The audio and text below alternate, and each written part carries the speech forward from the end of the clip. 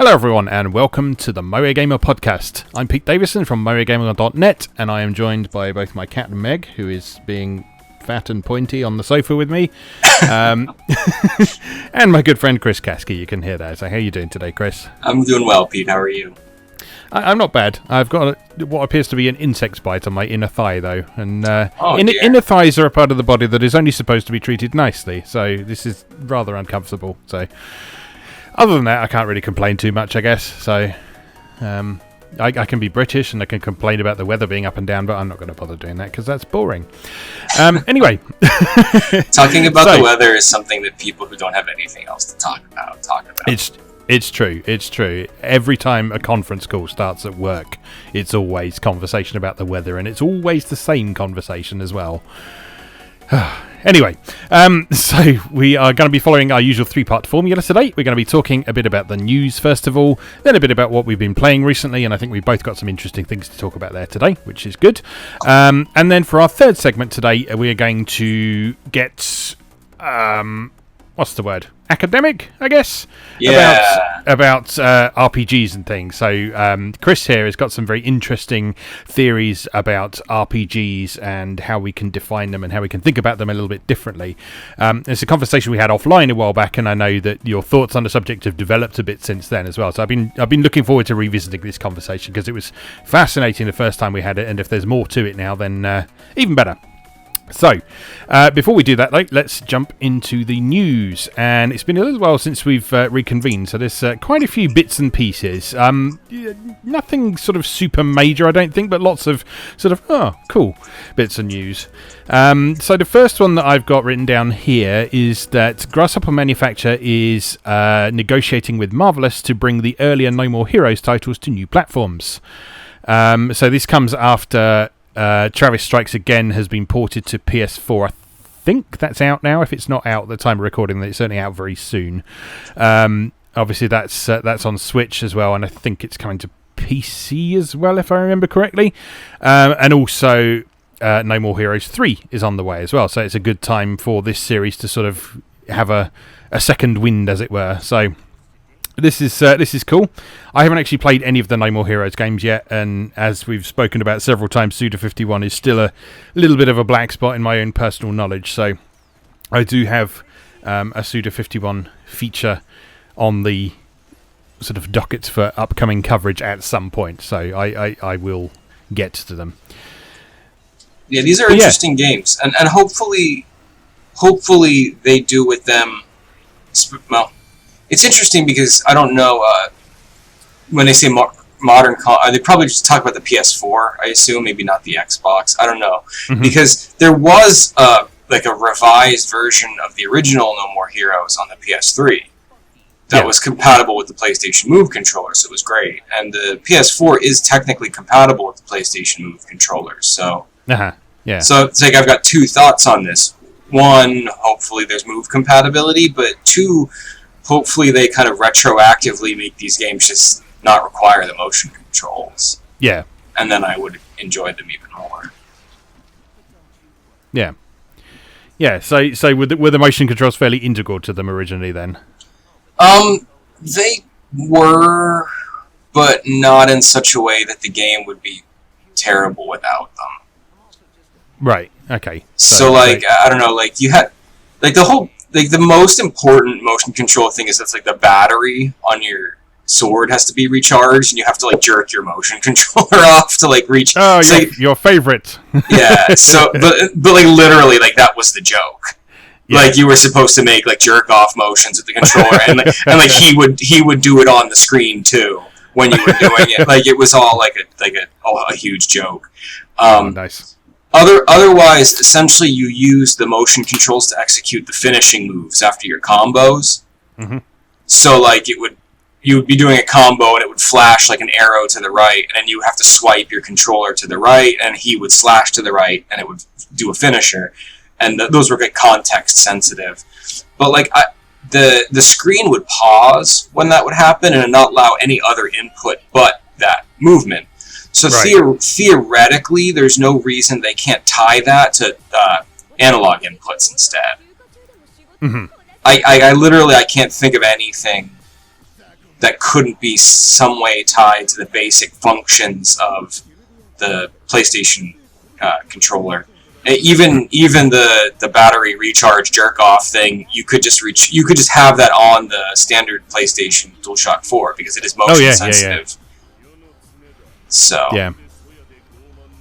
Okay, well that's cool. I mean, yeah, as you say, there's ways around it, and I think all the modern consoles have got motion controls now, haven't they? I'm not sure if Xbox has, but yeah, certainly PS4 and Switch, which are, let's face it, where it's going to end up, are more than well equipped to be able to handle that sort of thing. Right. So that's cool. Yeah, I definitely be up for those on a more modern platform, but I do also have the Wii versions if that doesn't happen in a sort of timely manner. All right. Yeah.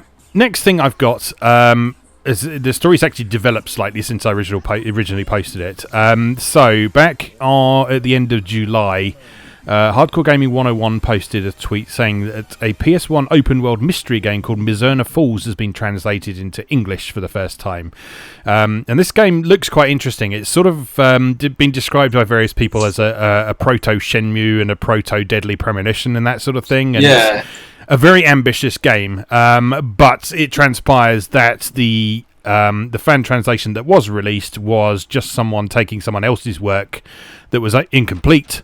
It was full of bugs, it was unstable, and that sort of thing, and someone else just came along and released it as is. So that's actually no longer available on the original link that Hardcore Gaming 101 posted, because it's just been taken down because it wasn't any good for a lot of people, which is a bit of a shame because the game looks quite interesting. It's got a lot of these elements that we take for granted in modern open world games today, like sort of wandering around and driving cars and interacting with people and that sort of thing.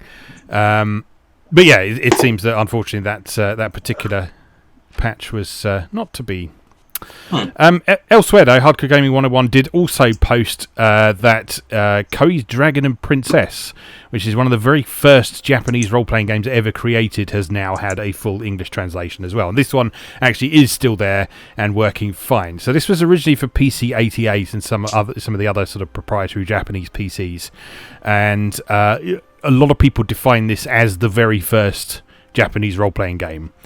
So it's obviously fairly primitive by modern standards. There's a lot of sort of text-based stuff going on. It's very sort of like the early Ultima games, in which it's sort of part text adventure, part top-down map-based stuff. But it's an interesting piece of history, and you can now play it in English. So check that out on romhacking.net if you are interested in where the RPGs we play today came from. Some of these sprites have really jaunty poses. They look like they're dancing or on the runway. This is very exciting. And there's a little dude in the turquoise outfit. He looks pretty fabulous, doesn't he? He's sort of voguing.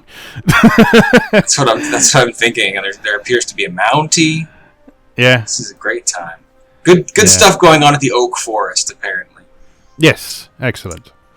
All right, continuing on, we have a few more details on the collaboration between Marvelous and Kenichiro Takaki, creator of Senran Kagura, who left Marvelous a little while back, but said he was still going to be contributing to some of his projects. And this project that he's working on with Marvelous is apparently called Kandagawa Jet Girls, and it's going to be another sort of cross-media production, a bit like he did with Valkyrie Drive. So it's going to be an anime and a PS4 game, and it's centered around the idea of a bunch of cute girls jet skiing. So yeah, I'm up for this. I enjoy jet skiing games, and I was very disappointed when Dead or Alive Extreme 3 didn't have the jet skiing that Dead or Alive Extreme 2 had. So I'm certainly up for cute girls ride jet skis again. If waifu wave race, like I'm like 100% on board for this adventure. Yeah, definitely.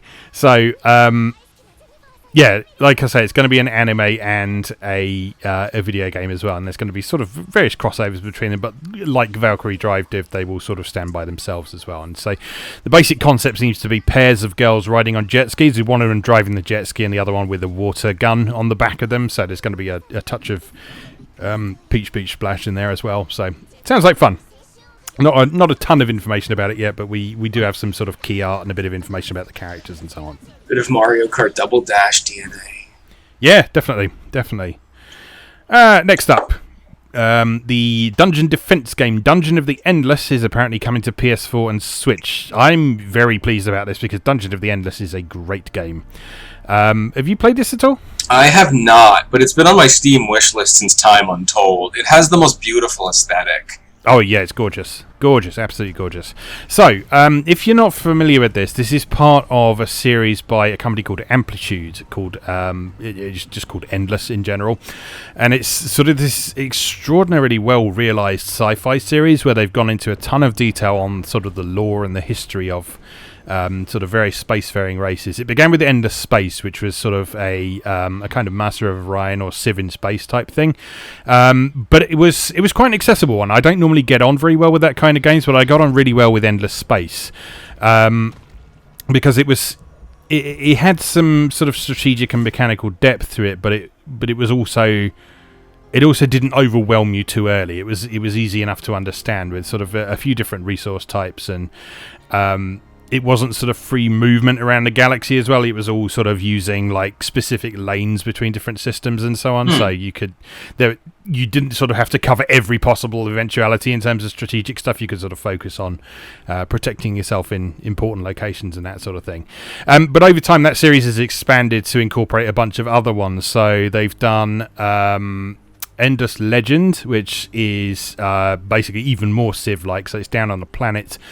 It unfolds in, I think, the past of the series, and so it's all about sort of the dawn of a lot of the races that you see in the rest of the series.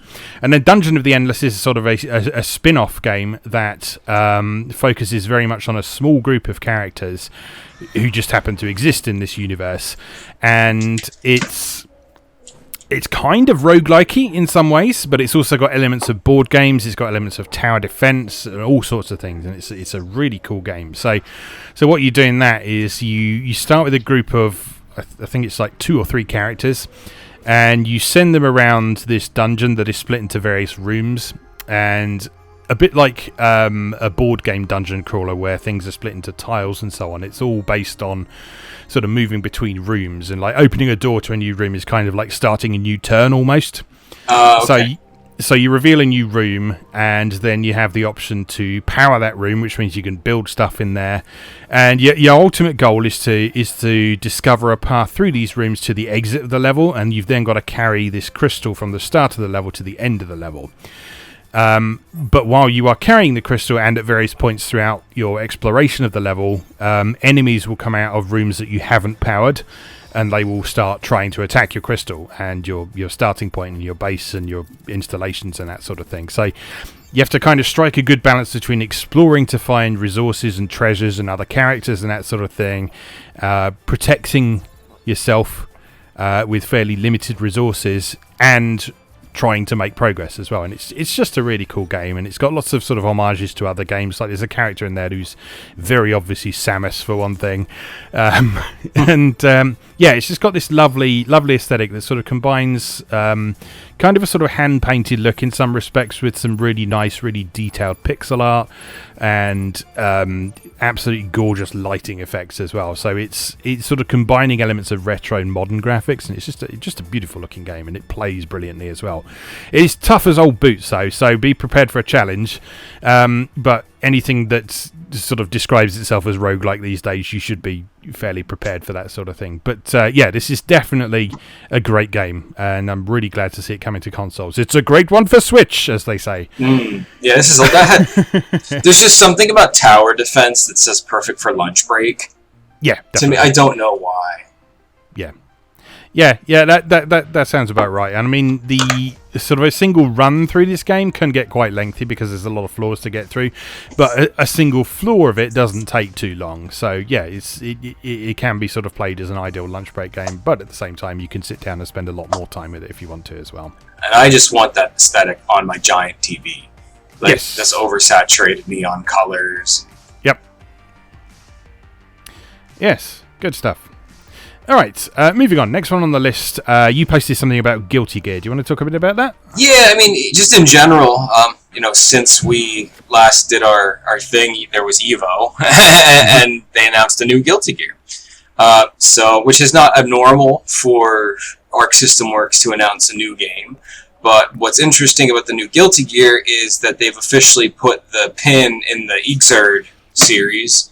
So Guilty Gear Xrd is Generation 3. That's done now. So Xrd Rev 2 is it.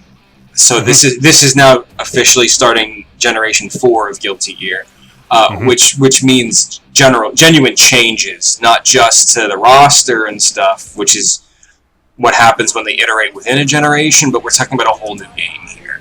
And Daisuke Ishiwatari, the creator of Guilty Gear, has been very clear that they're kind of turning the whole series on its head, re-examining the mechanics, what they are calling a full frontal confrontation with the essence of the fighting game genre.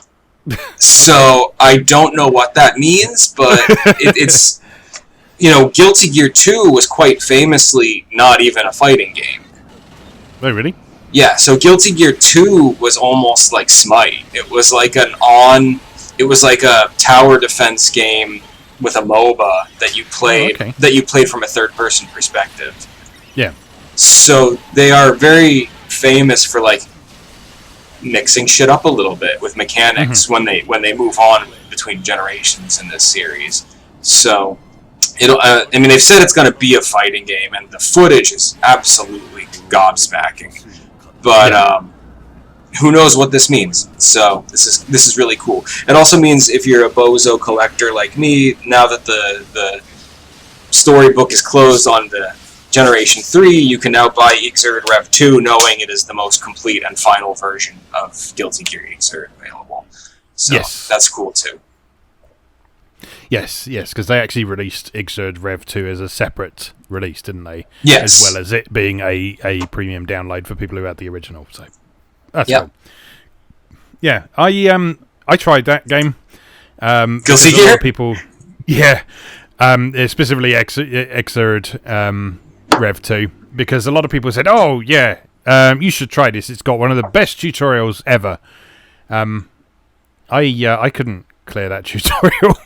Well, but like saying Guilty Gear Xrd is accessible because it's got a good tutorial is just like saying that like Calc 3 is accessible because you did Calc 2. like it's still calculus. Like if you are not a fighting game guy, like Guilty Gear isn't the place to start. And a Guilty Gear tutorial is only going to teach you to play Guilty Gear. Yeah, it's not going to teach you the basic distancing and timing skills you need.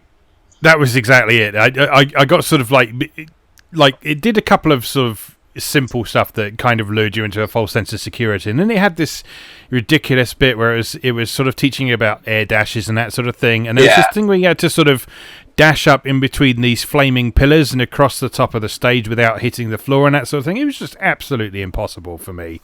And so purely because I'm not used to that kind of fighting game. I'm not saying it's bad or anything like that. It just, as you say, was not a good place to start. No, and Guilty Gear's focus on mobility is pretty legendary. Yeah, definitely. And I still maintain that SNK Heroines is a very good game for teaching fighting game fundamentals. I know a lot of people have got very snobby about that game because of sort of its simple button inputs and stuff like that. But every time I've played that game, I've been able to focus on the fundamentals of distance, of sort of judging how far your attacks go and what attacks to use in different situations, when to block and that sort of thing. I'm normally terrible at blocking in fighting games, but in SNK Heroines I can do that no problem.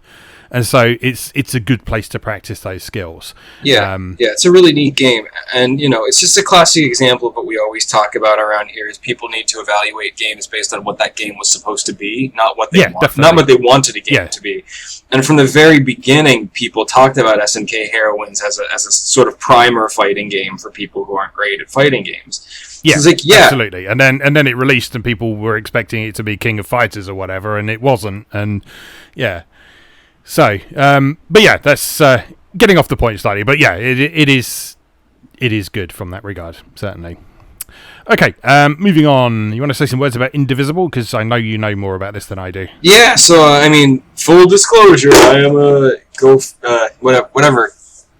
crowdfunding platform Indivisible was on. Indiegogo, I think. So I was a backer for Indivisible, but Indivisible is the RPG from the creators of Skullgirls. It has beautiful hand-drawn animation, loads of really interesting characters to collect, and a fundamental gameplay design inspired by Valkyrie Profile. It's been in the cooker for quite a while, and we now have an October release date for it. So, very exciting. Yeah. October's another one of those months that there's a lot of good stuff coming out. Yeah, September, October, November this year is a tremendous problem. Between this and Demon X Machina, Destiny Connect, Trails of Cold Steel 3... Astral Chain. Oh, yeah, well, Astral Chain is this month, technically. Yeah. But it's like the 30th, right? So, yeah. Yeah. And Collection of Mana, the physical release of Collection of Mana is the last week of August as well. Yeah. Whoever decided Astral Chain and that need to launch in the same week clearly wanted to put me in a body bag. Yeah. Talking of October, apparently Mary Skelter 2 is coming to Nintendo eShop on October the 22nd in North America. So this is going to be digital only, I think, which is a real shame. Which also kind of surprising, because I know that Mary Skelter, the first one, was one of Compile Heart's more well-received ones, even by people who don't normally like their stuff. So it kind of surprises me that this is just getting a digital release. Well, there you go. It's coming October 22nd in North America and October the 23rd in Europe, apparently. So, do we know if there's going to be an Asian version of this? It doesn't say in the article I'm reading right now. There may well be. So it'll be worth keeping an eye on that, certainly. I haven't seen any word of it so far. But that doesn't mean it doesn't happen. Sometimes those things tend to happen quite suddenly. So I'm just going to have a quick look now, actually. It was like that with Onanaki.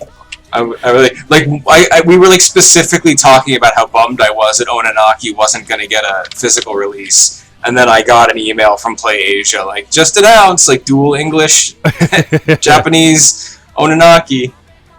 But your region is getting a physical release, right? Like, exclusively through the Square Enix store? Yeah, they're doing a limited pressing of it through Square Enix's European store, so I haven't actually ordered that yet, because I've already...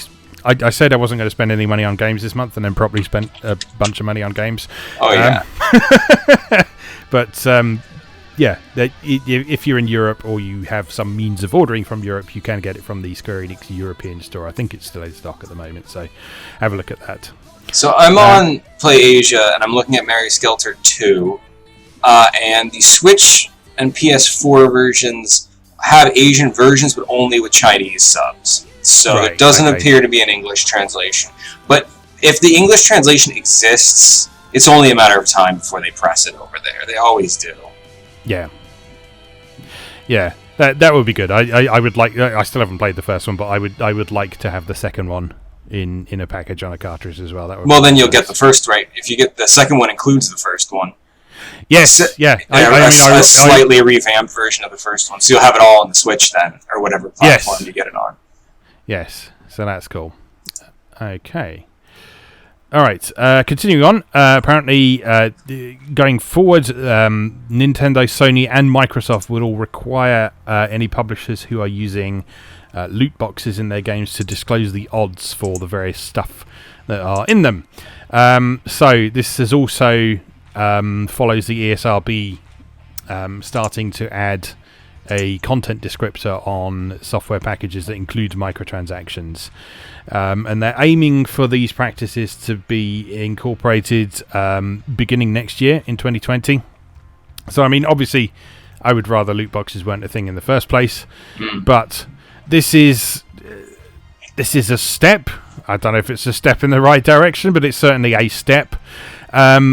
This has actually been happening in mobile games for quite a while. So back in 2017, Apple demanded that any games that have gacha elements disclose the odds for the various rarities of things. And Google started doing that on Google Play earlier this year. So it's becoming a more widespread thing. So that these games that do incorporate sort of quasi-gambling elements are now obliged to tell you the odds of getting stuff. But it's still a shitty mechanic. For sure. Yeah. So, yeah, not a lot more to say on that, really, but that's a thing that's going to be happening going forward. It's sad that we need it, but there we go. Moving on, Grandia HD Collection, I was going to say will arrive, but it's actually out now. Came out yesterday at the time of recording, so that is now available on Switch. Contains Grandia 1 and Grandia 2 in sort of revamped, remastered, high-definition one. Grandia 1 has the Japanese voiceover, if I remember correctly, as well, which is the first time that's happened with the localization, because the original had a rather questionable dub that some people like, but you know, if you've ever heard the Japanese voices for the original Grandia, it's very tough to go back to that dub. But yeah, that's come out now. I haven't seen a lot of people sort of giving impressions on that yet. I know that when they were previewing it, some people were a little bit concerned over the original Grandia sort of appearing to have mandatory screen filters and stuff on it. I don't know if that's still a thing, but that's something to have a look at if that's something that concerns you. The original Grandia is such a beautiful game. Yeah. I mean, you don't want to ruin that by smearing Vaseline all over it, do you? So, and then Grandia 2, I think, just is Fina. Sort of. Yeah, but in a slightly different way. But yeah, Grandia 2, I think, is sort of based on the PC port that came out a while back as well, with a few tweaks here and there. So yeah, have a look at that. I mean, it's quite a pricey collection from what I've seen. It's $35.99 over here in Europe. But I mean, those are two great games and two massive games as well. So you will, if you are the sort of person who calculates pounds per hour of entertainment or whatever, you're getting your money's worth with that, even though they are old games and they have amazing music. So yes, yeah. I mean, these games are. We talked about how much we loved Grandia on our battle sequence mechanics episode. It's the best of the best. It really is. Yes, and it's great to see it making a comeback as well, because it's one of those series that people sort of always talk about as being really good, and then for a long time it was just completely dormant, and the only way to get hold of it was through sort of buying a retro copy on one of the original platforms that came out for. So it's really nice to see it sort of resurrected like this. I don't know if we ever talked about this, but I saw this comment years ago. Because if you buy Ragnarok Odyssey Ace, which is also published by Gung Ho, as this collection is. So Gung Ho owns Game Arts. Yeah. And Ragnarok Odyssey Ace was actually developed by Game Arts. And there's Fina and Justin cosmetic costume parts you can get in Ragnarok Odyssey Ace. So I was always like, is this a secret? Like, is Grandia making a return? But unfortunately, that was not the case with the Wild Arms costumes that were in Soul Sacrifice. So, oh well, you never know. It might still happen. But well, have to wait and see, I guess. So yeah, I'm looking forward to revisiting those at some point. I'm gonna hold off for now. It would be nice to see a package release of those. Yeah. I'm not sure that's going to happen in this case, but they've outright said it's not. Like, Gung Ho is like, we are not making a physical copy of this. But like, I feel like all bets are off in Asia. Yeah, I'm buying more Asian games, like games from Asia region anymore than I am American ones. It seems. So. Yeah. Well, I mean, there's the Asian region stuff, and then there's also the limited run companies as well, aren't there? Which it's rare. In some cases, companies who have said we're not going to do a physical run of this, they haven't necessarily ruled out partnering with someone like Limited Run at a later date. So I would pay like $60 for this collection. Yeah. Like a really nice limited edition of it in a nice box with a soundtrack CD, art book, that sort of thing. That's all I need from it. That'd be lovely. Yeah, I would happily pay that much money for it. But yeah, we can dream. Anyway, moving on. Koei Tecmo has trademarked a bunch of Musou-related stuff. We don't know what any of them are yet, but we know what the names of them are. So we've got Isekai Musou, Gakuen Musou, Tensei Musou, Musou Play, and Musou Mode. So Isekai Musou refers to sort of otherworld Musou. And so that's led to all sorts of speculation, none of which has been confirmed, I would like to emphasise, but all sorts of speculation over what that might mean. So it could be something to do with the trends for isekai anime and manga and light novels at the moment, which would be cool because it might be able to incorporate characters from stuff like Sword Art Online, Excel World, Konosuba, Danmachi, all that sort of thing. Overlord! Overlord, all the Overlord characters would be so perfect for a Musou game. They're so like distinct in their design. Yes. Did you know there's an Overlord Picross game, by the way? I did see that. Yeah, it's adorable. But yes. So another theory I've seen about this is that it might be something to do with the anime Isekai Quartet. Yes, which has apparently been really popular. And so that is an anime that incorporates a bunch of characters from various isekai anime in a sort of chibi form, and then they sort of get up to all sorts of shenanigans and that sort of thing. But apparently that's been really successful and really popular, so if they could get the license for that would be cool. It's got like three of my favorite shows from like the past 2 years in it, like all mashed up. Like Saga of Tanya the Evil's in there too. Yes. Yeah, so that would be interesting. I mean, that's got a ready-made sort of cast of characters from several different sources as well. So again, that would be ideal for a Musou type of thing. So Gakuen Musou basically translate to Musou Academy. So no idea what that could mean. Like I say, my sort of favourite mental image of that at the moment is sort of all the Three Kingdoms lot being at high school. Before I remembered that was just Ikitusen. There's nothing wrong with Ikitusen. I love Ikitusen. Yeah. So there's that. Tensei Musou, a lot of people are taking great pains to point out that Atlas would have trademarked this if this was anything to do with Shin Megami Tensei. So this is likely something else. Tensei translates to reincarnation, basically. So this is basically reincarnation warriors, whatever that might be. So no idea what that is. And as for Musou Play and Musou Mode, that could be anyone's guess. I mean, Musou Mode could just be trademarking the game mode in these games, so we have to wait and see. But it's interesting that these all sort of came out together, and it's fun to speculate sometimes. Now, alongside this news as well, it was also revealed that the trademark has been renewed, or a new one has been put up for Brigandine. Which was a strategy RPG on PS1, wasn't it? Is that right? Yes, correct. Yes. There was a re-release on like the PS2, I think, but that didn't come to the West. Right. Yeah. So they've trademarked Brigandine Lunasia Senki, or Record of Lunasia War, or however you pronounce it. So yeah, anyone's guess what that is at the minute, but that is a trademark that's been filed. So we may well be seeing something new from Brigandine at some point. I mean, that would be great. This Brigandine is an entry in a genre that has long died. Mm-hmm. You do not really see a lot of what I would call grand strategy games anymore. Specifically in the mold of the original Dragon Force on the Saturn. It's like, and Brigandine is like classic, like you have a huge map with nodes that represent like the different territories that you like own or whatever, and then you branch off and you move units across that map, and then when they bump into other units in that map, you actually have like almost like regular turn-based battles, kind of that style of grand scale role-playing game from Japan is not something we see often outside of Koei Tecmo's output of like Nobunaga's Ambition and like Romance of the Three Kingdoms. Yes, and there's a couple of sort of Erage on PC that follow that mold as well. So there's Sengoku Rants, which is well on the way to being released by MoeGamer. There's AU Senki as well. I can't remember who that's by, but that's also a similar sort of thing, and that incorporates sort of cute girl Three Kingdoms stuff in it as well. So very appealing.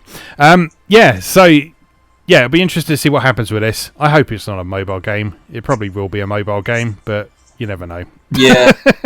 I mean, we live in a world where we're getting Langrisser remakes next year.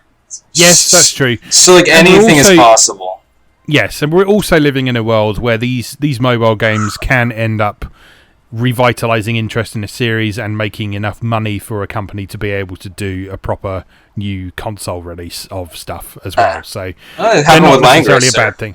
Yeah, It was like a slow dial-up with Langrisser. We had like a mobile game and that crappy 3DS game, and then like all of that eventually led to like the best case scenario, which is this beautiful collection we're getting next year. So yeah, the patient man always wins. Yeah. All right. Continuing on, we got a couple of bits and pieces from WayForward. First one is they announced a new game called Vitamin Connection for Switch. Not a lot of sort of actual sort of screenshots or video or anything from this, but it sounds like this is going to be a 1 or 2 player. I think it's like a sort of platform shooter from the sound of things, and there's lots of mini games and puzzles and that sort of thing. Yeah. So this is one of several games where WayForward are partnering with Limited Run Games to do the package release of this. So it apparently sounds like the physical release of this is going to come first, followed by the digital release. What?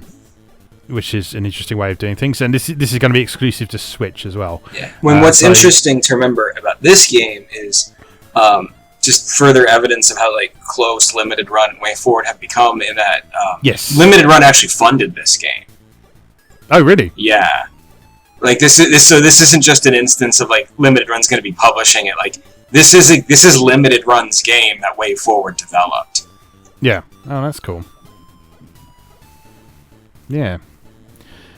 Yeah. So I'm interested to see how this turns out. It's I mean, there's just a bit of key art for it at the moment, but that's pretty cute in itself. And you know, WayForward's one of those companies that I'm pretty inclined to trust whatever they do now. Yeah. So this should be a good time. Alongside that, we've had a little bit more information about Shantae. So Shantae and the Seven Sirens is the official name for Shantae 5. A few new bits and pieces of information about it as well. So what have we got about this one? So this is coming to Switch, PlayStation 4, Xbox One, PC, and Apple Arcade. That thing you'd all forgotten existed. So it sounds like there's going to be an interconnected world. So it sounds like they're going back to the open structure 2D platform style. Hell yeah. There's creature transformations again, like there have been in the classic ones. So you've now got a newt form and some other aquatic forms as well, apparently, whatever that means. It'll run in 4K on devices that support 4K, so you'll be happy with your shiny new TV. All the usual characters are coming back. So we've got Rotty Top, Sky, Bolo, and Risky Boots, plus some new ones as well. So they've shown a bit of key art that shows some new female characters who are presumably some of the Seven Sirens. They claim to have gorgeously animated TV-style cutscenes, which is nice because it looks like they're going for a similar kind of look to Shantae Half Genie Hero, but it looks kind of like, from what I've seen anyway, it looks kind of like they're going back to 2D backdrops rather than 3D backdrops. Yeah. So that's nice. You combine that with the gorgeous animation that we had in Half Genie Hero, and we've got a lovely looking game here. So my question is, if there's gorgeously animated TV style cutscenes, are they all going to be done by Studio Trigger, like that beautiful opening animation? Yeah, that's a good question. Very good question. Yeah, who knows? Who knows? But yeah, that opening sequence is pretty stunning, isn't it? So I've watched that like 100 times. Yeah, God, can you imagine? Hey Chris, your favorite animation studio in the history of ever is working on one of your favorite game franchises in the history of ever. Like, hey, I totally made my day when that happened. Oh yeah, definitely. There was something else about WayForward, wasn't it? What was it? I don't remember.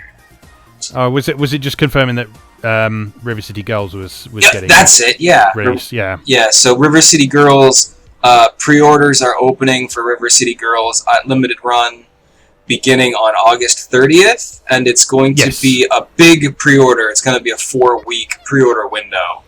Mm-hmm. So there's literally no excuse not to buy this game. Yep.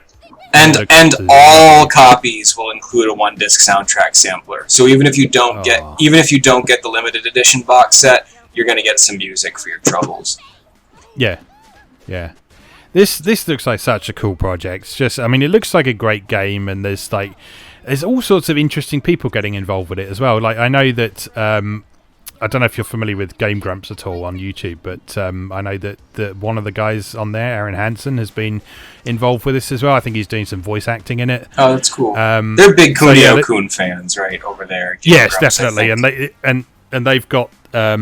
I don't know where it originated from, but they've got their own sort of anime style alter egos, the game Gyaru as well. So it's sort of very much in keeping with the River City Girls look and feel of things. They're very into that sort of thing. So that's cool. So yeah, this is going to be a really cool game. I think there's been a bunch of new trailers and sort of character spotlights and things coming out recently. So yeah, I hope this does well because it looks lovely.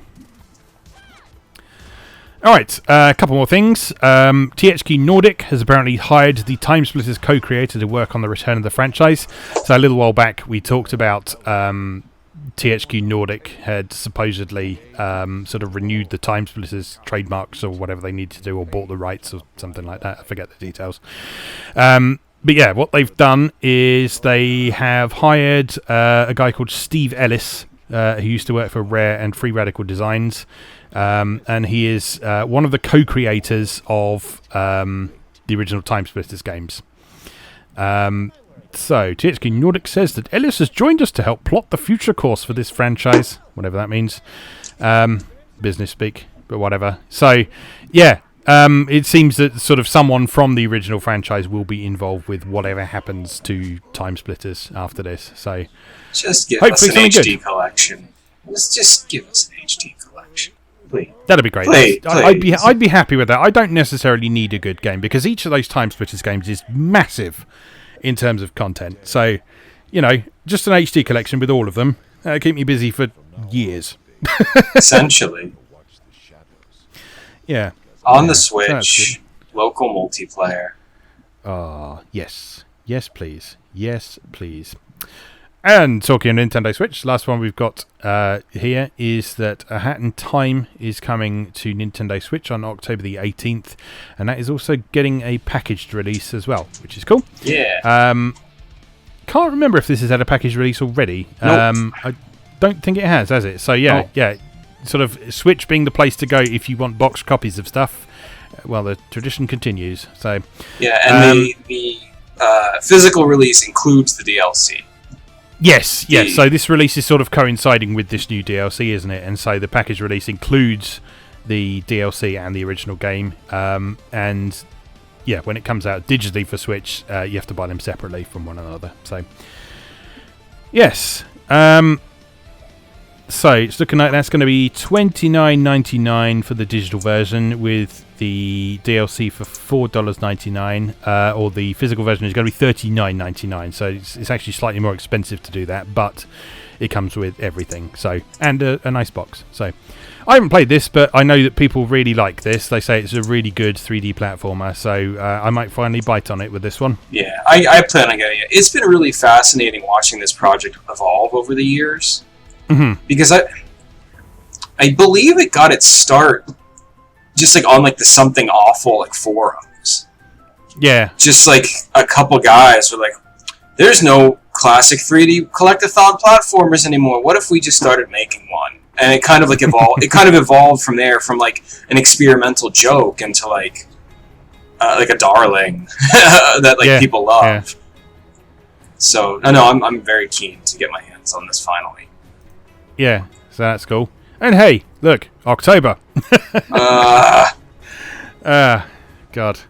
Anyway, all right, I think that's everything I want to talk about. Was there anything else you wanted to bring up? No, we got it. Wonderful. Let's take a short break then, and then we'll come back and talk about what we've been playing recently. So, see you in a moment. Who do you work for? No one. Well, I can't have you running around interfering with my jewel business. So, you work for me now. Are you trying to play a trick on me? No, I'm not, I swear! I never lay upon your jewelry! Then why did I find your cat hair on it? Don't let that be you.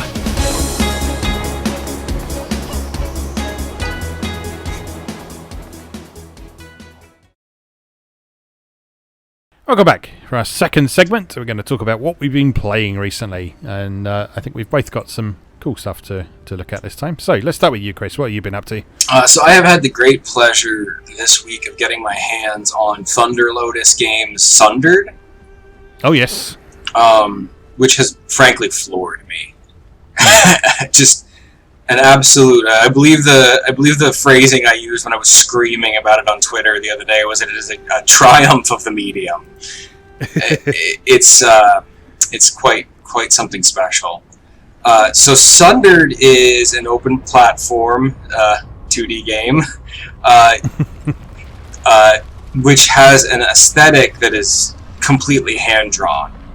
Mm-hmm. So like the characters, enemies, all just beautifully animated. The backgrounds, a lot of parallax scrolling layers of just lush drawn objects and environments. And the animation is very kind of smooth in a way that's kind of reminiscent of like old 80s rotoscoped animated features. It's kind of difficult to explain unless you see it in motion, but it's really something to behold. So the couple things this game does special are, so there's a little piece of kind of roguelike and procedural generation going on here. So what happens is in your map, there's kind of like big rooms, like feature rooms where important things happen, like your save points or boss battle rooms or rooms where you might find an important ability. Those stay static. Those never change. But when you die, the layout of the little unimportant rooms and hallways that interconnect those feature rooms shuffle. Oh, okay. So it's interesting because it really keeps you on your toes. Like you can't, when you die and you try to get back to where you were last, you can't just kind of mechanically run through the motions. Yeah. There's new challenges and a little bit of exploration and discovery every time you die because of the way those rooms will reshuffle themselves. So it really makes it a little more interesting to have to recycle the same content over and over because it's always just slightly different where that hallway was, or you have to, one room that you could have run across a hallway to get in between. This time you might have to jump up like a climb and then go left. It just changes subtle ways that you navigate in between each death cycle. Yes. So that's really cool. The other thing that's really special about the game is an emphasis on like horde combat. Okay. So in a typical game like this, like in Bloodstained or any of the old Castlevanias, you kind of walk around and you encounter enemies and they're in the same place they've always been. Right, like when you play Symphony of the Night and you're in the Upside Down Castle, you know what room in the library has the Cowardly Lion enemy and the Tin Man enemy and etc. It's not really like that in Sundered. So obviously enemies are specific to the regions they're in, but more often than not what will happen is you'll step into a room and an alarm will go off and that room will kind of lock itself down, almost like Devil May Cry style, and then you'll just get blitzed with enemies. And when I say blitzed with enemies, I mean like you might be doing acrobatics around 20 or 30 bad guys, all just like swarming you. So it's really interesting because it forces you to take advantage of the game's kind of acrobatic feel. So the game has a very strong emphasis on like a sense of weight and like just movement in general is a real joy in this game. Just running and jumping. They really nailed like a very satisfying feeling to that. So that really ties into the combat. Like you're just doing incredible acrobatics as you're kind of running and retreating and then like striking back and then like creating distance. Because your character is very squishy. And she can only take a couple hits. But you have a shield that regenerates with time. So the idea is to do kind of surgical strikes, like pop into the horde, kill like 2 or 3 guys, then run. And then you just get treated to these gorgeous visuals of like a swarm of like 20 monsters chasing you as you retreat while your shield's regenerating, and then you turn right back around, like unleash a finishing move, like wipe 10 of them out, then like tumble roll underneath them, and then like retreat again. There's just beautiful symphony of movement and these gorgeously animated characters everywhere. No, sounds great. Yeah, it's really something special, and it's really taking kind of my love of Devil May Cry or Bayonetta style combat focused games, but mapping that to a 2D plane with the joy of exploration, good art and sound direction. It's truly something special. Yeah, I'm just looking at the Steam page now, and like there's a GIF of I assume one of the bosses. It's like a sort of big, sort of skull spider type thing. Yeah, the animation is astonishing. That's really something. Yeah. And the bosses are massive. Mm-hmm. So like imagine fighting that massive thing you're looking at, and then like after you get his health down to like a quarter, he just screams into the void, and like 30 giant bees or something come. So then you have to deal with him and his attack patterns while also like leading this massive amount of enemies around and striking at them. Oh, sounds great. Yeah, I didn't really know much about this game. I think I got it confused with something else that's got a very similar title. There's another game called like Severed or something like that, I think. And when you first mentioned it, I thought. Severed. That's the game by Drinkbox. Mm-hmm, that's that first-person role-playing game where you like cut enemies' limbs off. Yes. So I think I got muddled up with that. But this looks really cool. It's definitely worth a look. Yeah, so it's neat. There's a morality system. Mm-hmm. So that means there's 3 different endings: good ending, bad ending, neutral ending. So there's emphasis for replay. Okay. There's the dark powers or whatever, and you can either choose to embrace them or deny them, or kind of mix and match. And then obviously what choices you make in that regard influence what abilities you get. Obviously to deny the dark powers limits your abilities because you're not getting like cool black magic and stuff. So it's the more challenging route and perhaps the less interesting route, but it's how you get the good ending. You know. So every tutorial I read online is like, fuck denying the dark powers. Like, you're only gonna have fun if you embrace the dark powers, because that's how you can like fly and like shoot lasers and shit. If you embrace the dark powers, there's a massive skill tree in this game. Yeah. Absolutely massive. And every time you die, you get to power yourself up at the skill tree with the currency you've collected. Yeah. Cool. So a nice sort of gradual progression as you go through, even if you're sort of beating your head against something that's difficult. Yeah, and this is one that it makes sense to grind in, but the sense of the joy of movement and the satisfaction of the combat are such that like I find myself seeking out rooms full of bad guys because it's just fun to fight them. Yeah, just flipping around and rolling and stuff. It's just really pleasant. Oh, sounds great. Yeah. Cool. All right. Anything else you've been up to? No, that's it for me. I've got a good stack of new stuff though, so I should be set for our next couple of conversations. I'm just kind of trying to milk them one by one. Yeah. Well, absolutely. It's sort of, you don't want to sort of spread yourself too thin with stuff that's really good, do you? So like you can end up sort of not appreciating any of them if you try and do too much at once. Yeah, absolutely. Yeah, cool. Well, glad you're enjoying that. I know that's one you'd had your eye on for a while, so I'm glad it met your expectations, or maybe even exceeded them. Yeah, it's pretty special. Yeah, good stuff. Right, I've got a few things to talk about. The first one is a visual novel, which my write-up on has been one of my best performing articles for a very long time for some reason. I think I got retweeted by Faku, who publish it. And that has just brought me about a zillion new readers, which is awesome. So thank you for that. So the visual novel in question is called LOVE³, which we actually mentioned on the news a bunch of episodes back when Faku first announced that they were going to be localizing and publishing it. And so I reached out and saw if they had a review copy available for it, and they did. So I thought I'd play through it and see what was going on, and it's really good. So, LOVE³ is It's a visual novel from Nekowork, who are the people who made Nekopara.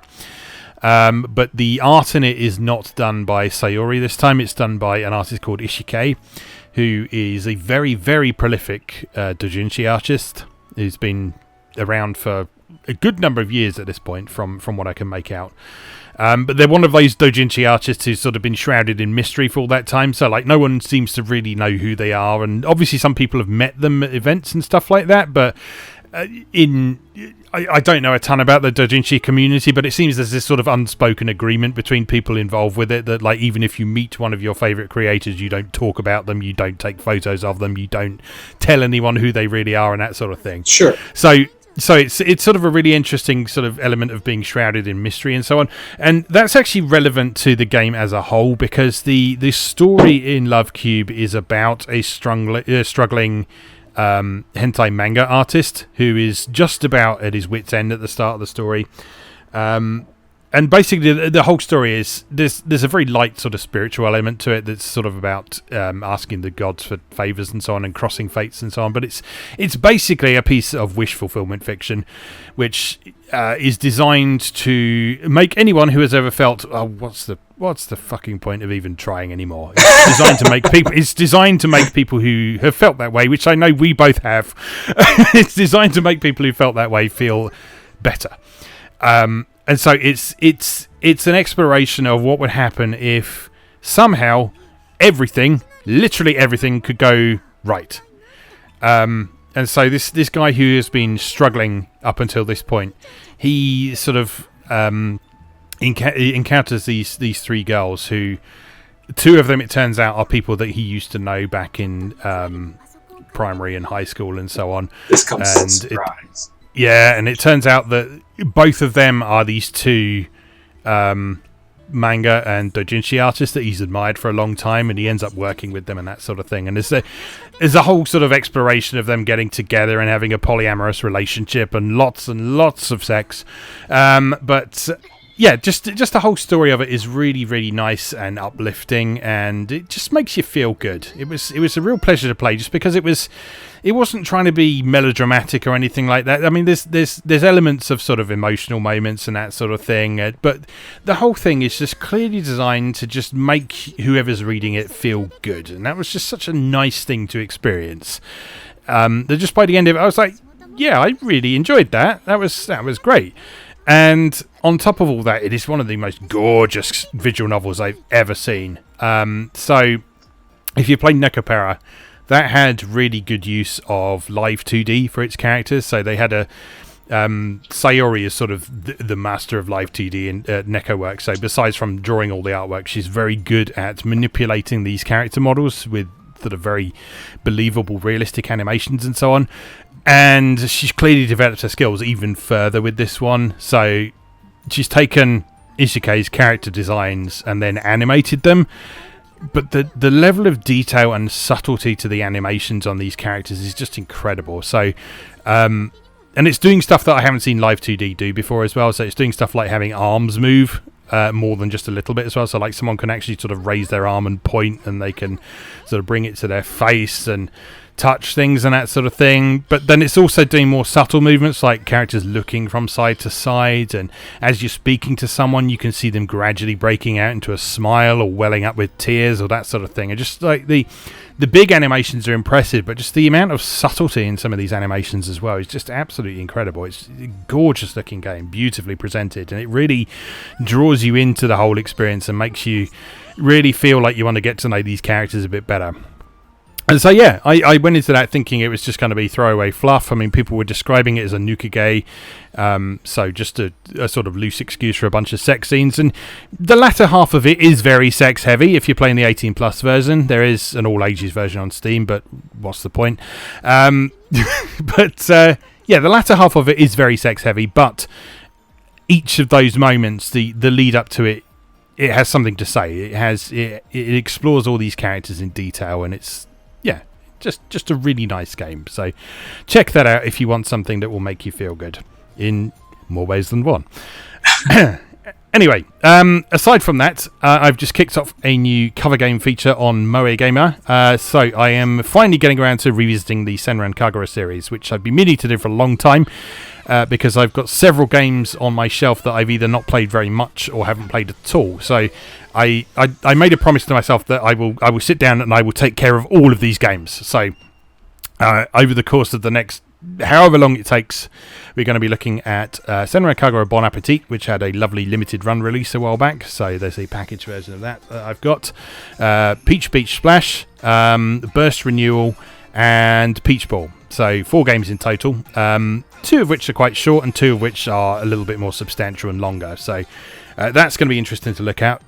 Just for this last week, I've been revisiting Bon Appetit, which I have played before, but sort of hadn't sort of taken super seriously or anything like that. I've been really taking the time to spend a bit more time with it this week, and I don't know. I find that something that's a lot easier to do when you've got a box copy of it. It's a really weird and a really kind of stupid thing, really. But just like putting the cartridge in the Vita rather than just tapping on the download version of it, it just makes me want to take that game more seriously. So yeah, I've been really enjoying that. I've been playing through some of the stories and reminding myself how good the music in that game is and how good the music in that series is generally. And yeah, just having a real blast. So Bon Appetit, if you're not familiar, is a spin-off game from the series that abandons the usual sort of beat-em-up and hack-and-slash gameplay that the series became known for. And it's actually a music game that is sort of themed around cooking. So each stage in that game is a cooking battle between 2 of the characters from Senran Kagura, and they're competing to cook these various dishes, and the way you make sure that they cook a better dish than their opponent is you are tapping out rhythms on the D-pad and on the buttons. And it's one of those games where if you're a musician like me, you can feel a really nice connection to the music. So the rhythms that you are tapping out, it feels like you're sort of playing one of the instruments in the backing track. And this is something that a lot of modern Japanese music games are very good at, like the Hatsune Miku games are really good at that as well. And I find that makes those games work best on handheld, because it makes the handheld that you've got in your hands almost feel like a musical instrument, like you're actually sort of playing along with the music, and it's a really nice feeling. And Bon Appetit really nails that with some interesting rhythms and note charts and stuff to go through.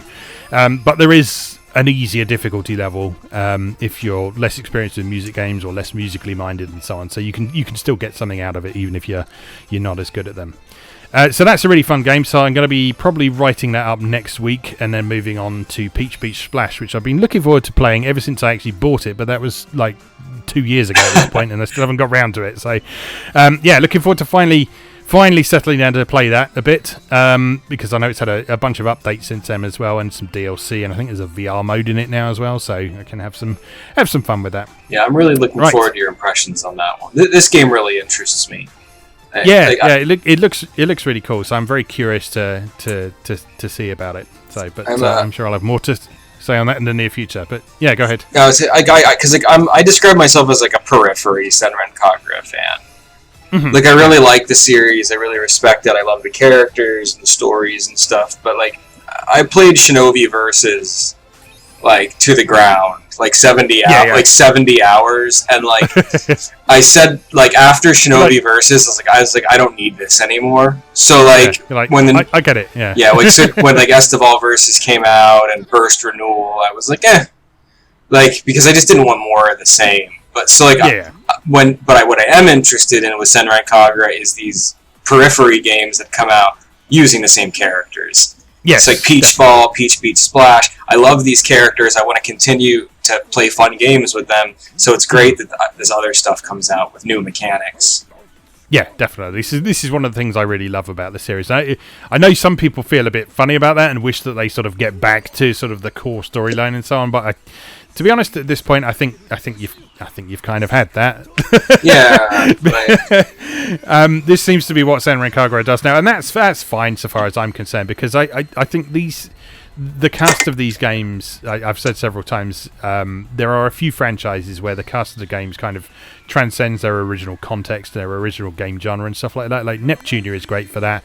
Senran Kagura is good for that as well. These characters are bigger than the game that originally contained them now, and so it's unsurprising that the developers doing stuff with them will want to explore different types of games and different settings and different stories and all that sort of thing. So, yeah, I'm up for whatever they do with it, basically. So, and we supposedly still have Senran Kagura 7, which is actually the 9th game, I think, because numbering is hard. Yeah. Yeah, so that is apparently still on the way, but I know they ran into some issues with Sony's shenanigans over that as well. So, have you also seen that Yumi has been announced for Blaze Blue Cross Tag Battle? Oh yes. So again, mixed opinions on that, because people seem to either love or hate Yumi, because like, oh, she took the top spot from Asuka, and it's like, it doesn't matter. But she's a cool character in her own right, and she looks like she could be fun in that game as well. And it's always cool to see these characters crossing over with other games as well. So far they've crossed over with Dead or Alive. They appeared in what was that other beat 'em up that Homer appeared in? I was just about to say that was Nitro plus Blasters. That's the one, Heroines Infinite Duel, the one that had Sonico and a bunch of visual novel characters. That's right. It had Sonica and Saya from Saya no Uta in it as well, didn't it? And that sort of thing.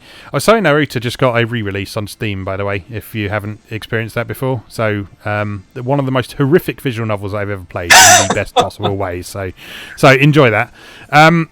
Yes, so that's what's going on MoeGamer at the minute. And the third thing I wanted to talk about is just something I haven't spent a ton of time with it yet, but I technically finished it this morning, or finished the basic scenario in there as well, which is Happy Birthdays on Switch. Oh yeah. So this is a game from Toybox, which is the company that was set up by the guy who originally made Harvest Moon, wasn't it? Is that right? I think that's correct, isn't it? I believe so. Yeah. So and Happy Birthdays is a kind of game that I didn't think people made anymore. It's a God game. In which you have a little world and you play with it and see what happens. And that's pretty much it. So the gist of Happy Birthdays is that you have this cube-shaped world, and if you're playing the basic scenario, which it sort of encourages you to do first, what you're trying to do is you're trying to take this world from a basic sort of position early in time and develop it in such a way that you can produce modern humans on it. And the way you do that is through manipulating the environment. And so there's like an encyclopedia of like 255 different species or something like that you can scroll through. And these all relate to each other in a kind of evolution tree and that sort of thing. And there's prerequisites for various things. And so like certain things will only appear if other things have appeared, or if other things have gone extinct, or if the temperature is above this point, or if the moisture level is above this point, and so on. So, the actual mechanics of Happy Birthdays are really simple. So most of what you're doing is raising and lowering land, like in the original Populous.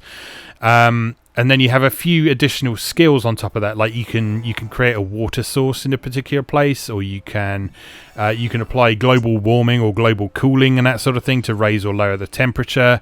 You can sort of spread water around the place to make rocky areas have a bit more vegetation on them and that sort of thing. And through manipulating the environment, you then sort of, there's kind of two aspects to the game. There's what it calls micro mode and macro mode. And in micro mode, you're looking around the world and sort of seeing all the things in there. And when a new species appear, you have to go and find it in the world and capture it to add it to your encyclopedia, so you can see its details and sort of what the conditions that are required to make it thrive and that sort of thing. And then you have macro mode, where you zoom out and look at the whole world, and you basically put the world on fast forward. And watch it sort of develop through tens of thousands of years in a matter of seconds. And you have this little news feed in the corner of what's happening to the various forms of life on your little cube. So certain things are increasing in number, certain ones are declining, certain ones go extinct, new ones appear, and that sort of thing.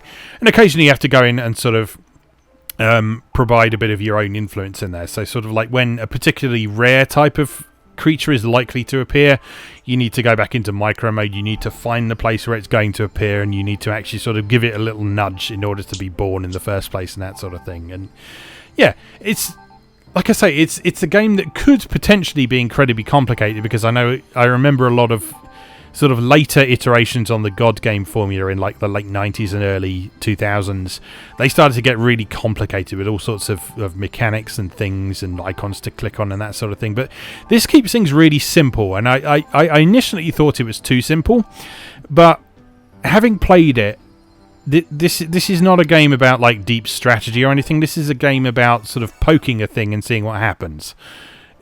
I mean, the developer's name being Toybox is no sort of coincidence, really. This is the purest sense of a sandbox game that I've seen for a long time. It is all about just trying something and seeing what happens. Like, there's no real way to go wrong in this game. You can't mess things up.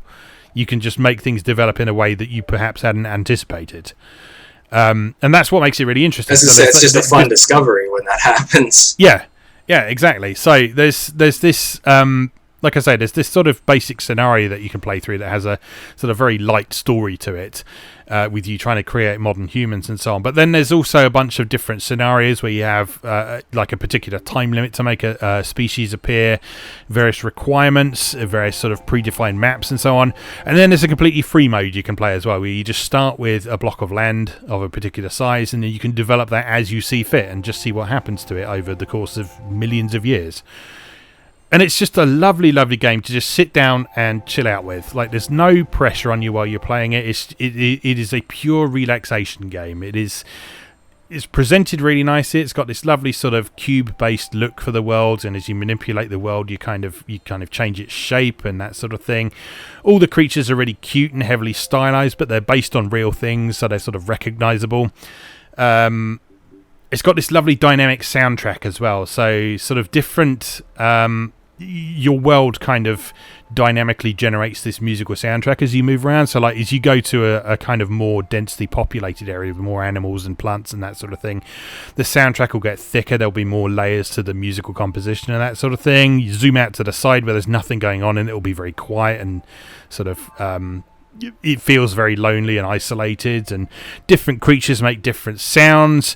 There's a lovely sort of first person mode as well, where you can actually zoom in and kind of fly around your world and sort of spot new things and look at things up close. And again, you can hear all the animals making their sounds, and so once humans enter the picture, you can hear things like the fires they've lit and that sort of thing. And it's just a really, really charming game that I'm glad I picked up. I only picked it up because Nisa Europe were having a sale on it. They were like, oh, we've got a bunch of our games, they're like 12 quid. So I thought, well, 12 quid, I'll give that a go. Yeah. I've heard of that. It was not a game that I'd sort of really made a priority to pick up or check out or anything like that, but I sort of had it on the periphery of my vision. I thought, oh, that sounds interesting, but I don't want to spend a lot of money on that or anything, but 12 quid, definitely. I was more than happy to give it a chance, and I'm really glad it did, because it's been a really pleasurable experience to enjoy that. So yeah, good stuff. Yeah, I'm glad it's good. I tried the demo of it, and I was just kind of in a place when I tried the demo of it where I shouldn't have tried the demo. I wasn't ready to like learn a new kind of game. Like, I wasn't ready to engage with something that was like mechanically different. So yeah, I really do want to grab the full version eventually and give it a proper go. Yes. If you do grab that, I'd recommend grabbing the Switch version, from what I hear, because for those unaware, there are sort of two separate releases of this. There's the original one was called Birthdays the Beginning, and that came out on PS4 and PC.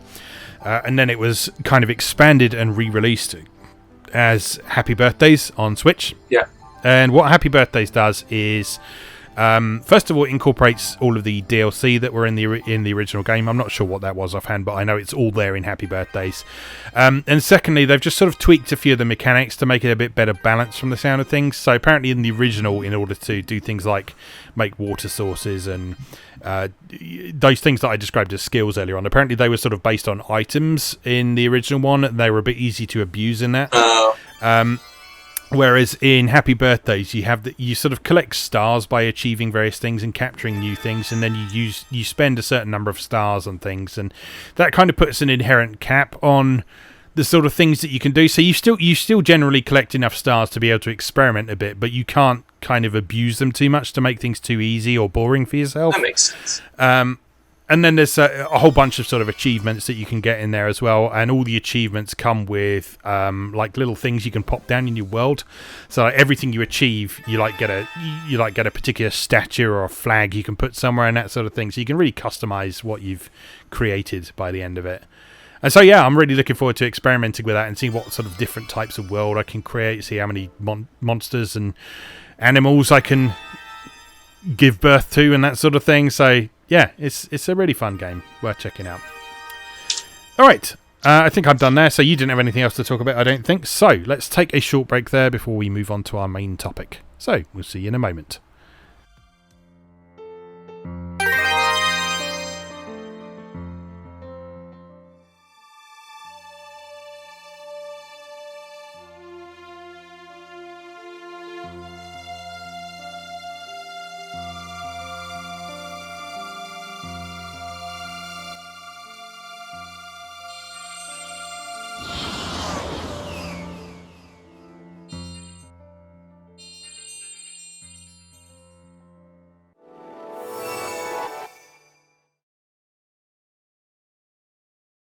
Welcome back. So for our main topic today, I wanted to talk to Chris about his sort of grand theory of RPGs. So, Chris, before we jump in, can you just tell us a little bit about sort of your academic background, if you will, because that's where a lot of this comes from, isn't it? What we're about to talk about. Yeah. So I have a master's degree in popular culture. Which we've discussed a little bit before when we talked about how much I hate Metroidvania. And this is very much going to be a similar discussion to our Death to Metroidvania discussion in a lot of ways. And what my specific field of expertise was when I was in graduate school was genre studies. Right. Specifically as it relates to film, but obviously through that I learned a lot of skills that I use to contextualize the way I think about games. I was very lucky to study under a published and quite well-known scholar of genre studies specifically. And so what I have is a very specific skill set for kind of contextualizing the language around how we think about genre. Understanding when a label is useful, when a label is not useful, and kind of the rules and the mechanics that make up a useful title for categorization. Because genre can be very bad, because it can communicate information poorly, or genre and labels can be very good, specifically when they provide us with a shorthand way of contextualizing a lot of information about a particular popular culture artifact, in this case a game. Yes. So just as we described when I was down on the term Metroidvania, it was because to me that was a bad label, because in order to understand what that communicated, you have to know what Metroid is, and you have to know what Castlevania is. It doesn't require you to understand anything about game mechanics, game design, or have a vocabulary about game mechanics and game design. It just requires you to have played Castlevania and Metroid and know what things distinguish those. So it's not a useful label if you were to talk about games with someone who wasn't into games. Yes. And that's an example of a bad genre label. And so the argument I'm here to make today is that the way we talk about RPGs, specifically the kind of RPGs you and I like, mainly what is considered now the JRPG, I have tremendous issue with the JRPG as a label, and subsequently the quote-unquote WRPG as well. Because region of origin is not a genre. Yes. Region of origin does not communicate anything about mechanics, design, or features. All it communicates is where the thing was made. And we don't call Bayonetta a J action game, or we don't call Ridge Racer a J racer. So why? Why do we, so when my initial anger with this, as most of my anger comes when contextualizing these kind of labels and stuff, comes from my background in film studies. Yes. So when we talk about film, we only incorporate regionality as a genre when we're talking about very specific periods of time or movements.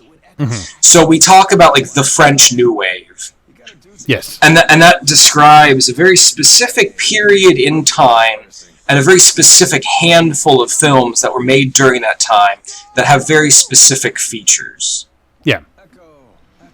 But if 15 years later someone in Germany were to make an artsy film that featured some of the same features of French New Wave, that wouldn't be called a French New Wave film. Mm-hmm. Yeah. Right? So you can see how things come along that challenge these labels, but we don't use them in the film industry across broad swaths of genre. Yeah. Well, I mean, it's similar in most other forms of art, isn't it? I mean, like you look at like the visual arts, and you have very specific time periods and movements of people who create a particular type of effect. But you also have people who, in the more modern age, they try and recapture the same kinds of techniques that they were doing, perhaps putting their own spin on them things, and you wouldn't call them like impressionists or cubists or whatever. You would talk about the artists and perhaps the influences that they were drawing and where they came from, but you wouldn't necessarily group them under the same heading as the people who invented these styles. Right. And it's the same with music as well. So like you can talk about the various ages of how Western art music developed. You can talk about Baroque, classical, romantic, 20th century, and so on. But again, you have people who in the modern age are composing pieces of music in the style of Mozart, in the style of Beethoven, and so on. And they are not classical compositions in the sense of the classical era. I mean, don't get me started on just the use of classical music as a term. But, for sure. But like, yeah. if I were to be a composer of modern instrumentals, and I were to make something in the style of Mozart, mm-hmm. no one would be like, "This guy's making German classical." Yeah, yeah. Like, you know what I mean? Yeah. Like it's not the way it works. Mm-hmm. So the understanding we have of JRPG is that it kind of describes a certain collection of mechanics or design principles. Yes. But that's a fallacy. Mm-hmm. Because many of the games that we're describing with this JRPG label have radically different mechanics and gameplay styles. Oh yeah, absolutely. And even so, going back to the very roots of the genre, many people consider Dragon Quest, the original Dragon Quest on the Famicom, as kind of one of the first readily accessible JRPGs. Excluding that Dragon and Princess or whatever we talked about on the PC 98. But a lot of people in the popular imagination talk about Dragon Quest as kind of the inception of this. Uh-huh. But like mechanically, visually, Dragon Quest itself was so inspired by Ultima. Yeah. That to really consider JRPG a genre is ridiculous, because JRPGs themselves have their roots in Western computer role-playing games with their roots in Dungeons and Dragons. Yes, well, I was going to say not even just computer games. Like if you look at the original Final Fantasy, which I've been playing on YouTube recently, so much of that is just pulled wholesale from the Dungeons and Dragons books, just mm-hmm. the original rule books for Dungeons and Dragons. So much of the original Final Fantasy is just this is Dungeons and Dragons without the license. Yes. So it's weird that we ascribe all of these features to a Japanese role-playing game, and it's true that like Japanese developers took what they liked about Western tabletop role-playing, fused it with anime, added certain elements of linearity, limited mm-hmm. the amount of control you can have over your characters, and those are some of the things we associate with the JRPG label today. But those things have their roots in Western role-playing mechanics. Yes. So to make this distinction between JRPG and WRPG, it's goddamn ridiculous. Well, it's not even always true, is it? I mean, like you say, the most commonly cited difference between JRPG and Western RPG tends to be, if you boil it down to it, it's whether or not you can create your own character. Yeah. And whether or not you are playing as quote unquote you, or whether you are playing as someone who has been pre-composed for you. That is the difference that most people cite between it. But that's not always even true. Like there's so many games that have been developed in Japan, developed in China, developed in Korea, where you can create your own character. You have a custom character. You are playing the story as you, and so on. That even that isn't a useful descriptor, really. Sure. So you can see why this breaks down for me as a useless label. Mm-hmm. The waters get muddied even further because what happens when a Western studio, and this has become extremely prevalent in the modern indie scene. We just talked about Indivisible earlier in this episode. It's like when a Western studio makes a game that's celebrating or aping these kind of design features, we call it a JRPG anyway. Yeah. It tells us nothing about what this game is. So, talking about the things we traditionally, kind of the JRPG label was associated with, like we talked about, a lack of control over your character, not creating a custom character. Usually people associate a certain amount of linearity and a lack of freedom in terms of the plot. Like a heavier emphasis on a guided narrative that moves point A to point B. And many years ago, one of the big ones was also dedicated instanced battle sequence screens. Yes.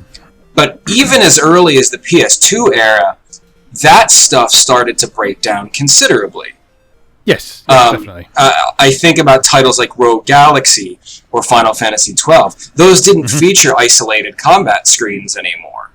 Yeah. So were those JRPGs? I don't think anyone would argue that Rogue Galaxy or Final Fantasy XII isn't a JRPG, but here they are missing a feature that used to be considered integral. Yes. Because like when Final Fantasy XII came out, the fights looked and felt similar to Knights of the Old Republic. A Western RPG, right? So, but it was still a JRPG because it was developed in Japan. So like the rule set for when we do and don't apply this label get really murky. Because sometimes just having been made in Japan is enough. Like, I've heard people refer to Dark Souls as a JRPG. Yes. And good God, no. Like, it fulfills none of the standard requirements that we traditionally would have used for that label. So when the rules of the label are unclear, the label is useless. Yeah, absolutely. So, what do we do about that then? Well, as always, we look to mechanics. So the same things that help us to neutralize that label and consider whether or not it's useful is also the same thing we need to boil down and discuss. Yep. So my initial anger for this label really came as a fan of, I mean, I'm going to say Japanese role-playing games, right? But very distinctly, I'm not talking about it as a genre sub-label. I'm just saying the different types of role-playing games that have been developed in Japan, which are the kind of games that I have a lot of knowledge, expertise, and get a lot of enjoyment from. So a lot of time I think about Japanese role-playing games, and I started thinking, what are some of the Japanese role-playing games that we don't call JRPGs? And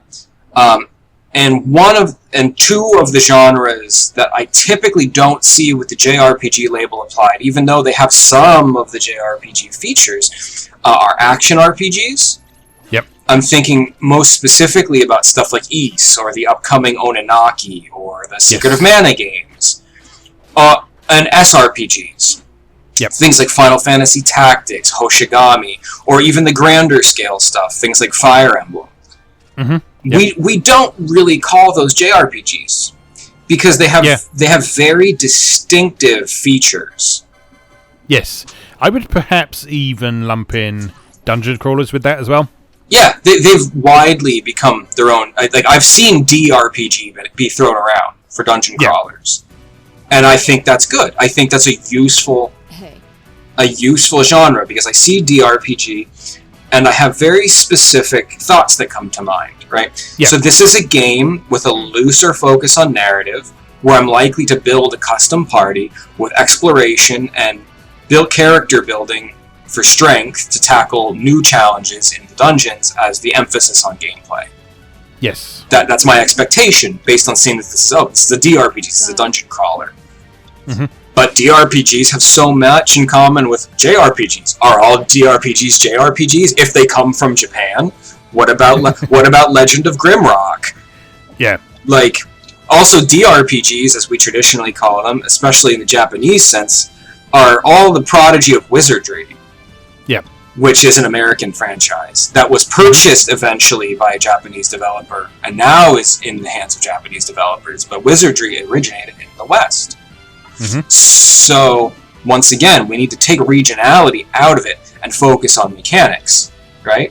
When we use DRPG, we can lump Legend of Grimrock and Wizardry and Heroes of Might and Might and Magic along with our Merry Skelters and our Etrian Odysseys, because they're all part of that same family. Yes. When we make regionality part of the discussion, we lose the ability to do that because we lose focus on mechanics.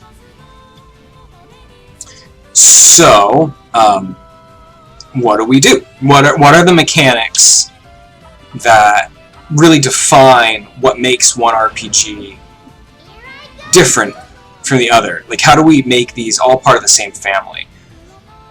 For me, part of the tool I use when contextualizing this is thinking about Final Fantasy. Yes. Because Final Fantasy is a great example.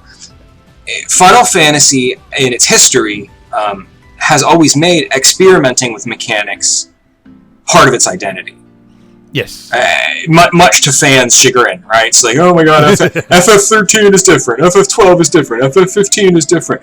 Yeah, but like every FF has been marginally different year over year. Evolved with technology, evolved with new ideas. Yeah, I was going to say, back when I covered Final Fantasy 15, there was a good quote from, I think it was the World of Final Fantasy's producer, I think, who said that Final Fantasy is a series of constant reinvention. Mm-hmm. And so to prove that, I went through all the Final Fantasy games and said, right, this is what this game does, this is what it does differently from the previous ones, and even the ones that people tend to assume are similar to one another, like say the 3 SNES games. Yeah, people tend to lump those together as being very similar. No, they're not similar. Radically different. In terms of mechanics, progression, the way you build your characters, the way the story's delivered, those are all very different. They look similar in terms of presentation, but mechanically they are very different. So you can see my frustration because no one that you talk about games with would ever separate the mainline Final Fantasy games. Take out the MMO ones, obviously. Take out 11 and 14. No one would tell you that the mainline FF games are a different genre. Mm-hmm. Like, has anyone ever looked you straight in the face and told you that the mainline FF games are, like, even though 15 is radically different from 6, people tend to consider them all part of the same genre, right? The JRPGs, they're Final Fantasy's JRPGs. So to me, the primary way I like to contextualize role-playing games is mechanically how do we engage with combat. Mm-hmm. That to me is the core of the question. So DRPGs we talked about, they generally approach combat almost always from a first-person perspective as part of tied to dungeon exploration, generally also from a first-person perspective. So it's the way combat relates to the rest of those mechanics that defines it as a game. When we talk about action RPGs, things like Ys or Zelda or Mana, what really defines it to me is the action of the combat. You've got a dedicated attack button. Generally speaking, you've got a jump button, and you don't use menus at all as part of the combat. You just slash your way through the combat using combos and whatever. Strategy RPGs, things like Final Fantasy Tactics or Hoshigami or God Wars, very specifically feature this overhead perspective where you have a large collection of units and the movement and placement of them on the field is important to the combat. once again, different. But that doesn't really answer how we contextualize what's traditionally considered a JRPG. And there's also some games that kind of blur those lines a bit, aren't they? Like I'm thinking specifically of something like Kingdom Hearts, which has action RPG style hack and slash, but also has menus. Yeah. So you can see how it gets extremely challenging. And so, like, is Kingdom Hearts a JRPG? like I don't know, but it's because it's useless. But for me, it's menus, right? So, like, talking about the way the lines blur, I think of the Tales of series as a really primary example. So, like, in my younger days, when I would try to kind of conceptualize a theory of this, my focus was always on action. And my most primitive version of this theory focused on whether or not a game had a dedicated attack button. Right. Whether or not attacks happened automatically, whether or not you made a menu choice to attack, or whether or not there was a dedicated attack button. But that quickly dissolved when I started thinking about the Tales of and the Star Ocean games, which I love very much. They all have dedicated attack buttons. But I would never lump Tales of game with Ys as the same genre. Radically different, because the Tales of games in their earliest incarnations had instance battle screens and menus that you could pull up that paused the action in order to make AI tweaks to your party members, select spells, select items. So that felt very different than what would traditionally be an action RPG. This hue is much closer to something like Final Fantasy. Also, they're not turn-based. So turn-based was another thing I used to originally focus on, like considering turn-based RPGs a genre of their own.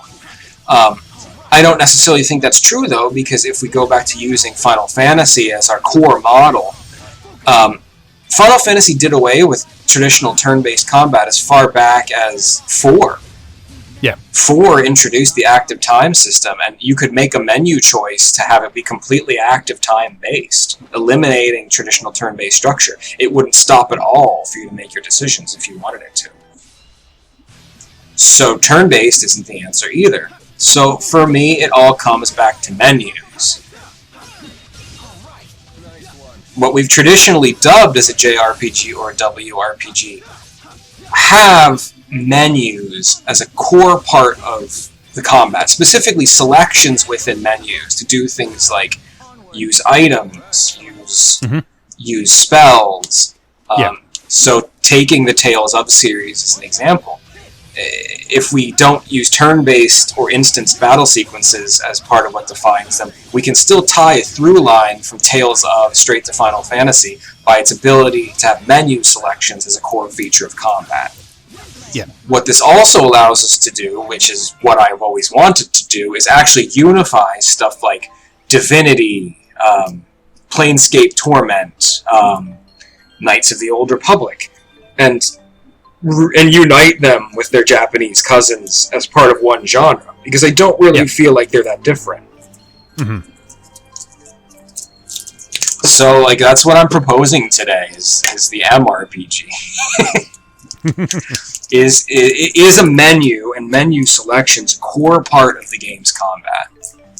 And if so, I would consider those games related to each other. Unless, as we discussed with the Dungeon RPG, the DRPG, there's a radical, an absolutely radical game-defining feature, and focus, i.e. dungeon navigation. So Kingdom Hearts is always going to be an action RPG to me. The cadence of the combat is such that this doesn't really apply. I'd agree with that. There's a less heavy emphasis on strategic choice through menu than there is in something like Final Fantasy XII. Right? I mean, I've only played sort of Kingdom Hearts 1 and 2, not any of the spin-offs or Kingdom Hearts 3, but in my experience, the menus in that are basically, all they're doing is they are changing the context of a button push in the action sequences. So rather than your button push being your attack button, it becomes your magic button or your cure button or your item button or whatever. So that's a little bit different from what you're talking about here, definitely. I'm just really looking for a way to use genre to acknowledge that games like Final Fantasy XII and Knights of the Old Republic share common DNA. Yes. Does that make me a heretic? Probably. But this is where I am. I hate JRPG as a label. I'm never going to stop using it because it's what the community understands, and it's catchy, and it's easy. But yeah, I do think it's useless.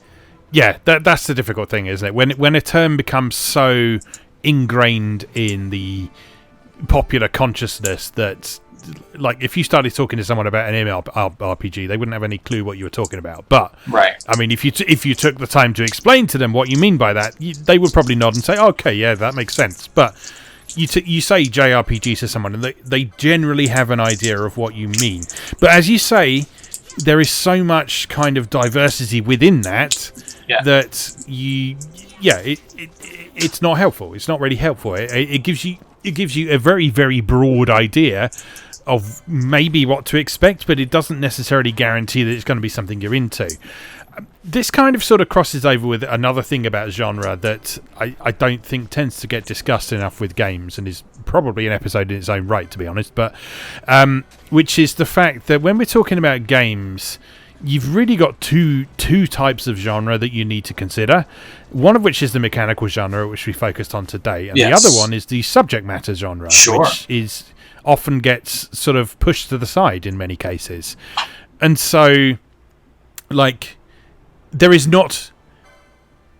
I'm not going to say there is not, because there are people like me who like most things, but there are very few people who like just JRPGs. Like, someone who likes JRPGs, they might like Final Fantasy, they might like Dragon Quest. They're not necessarily going to like something like Neptunia. They're not necessarily going to like something like Mary Skelter.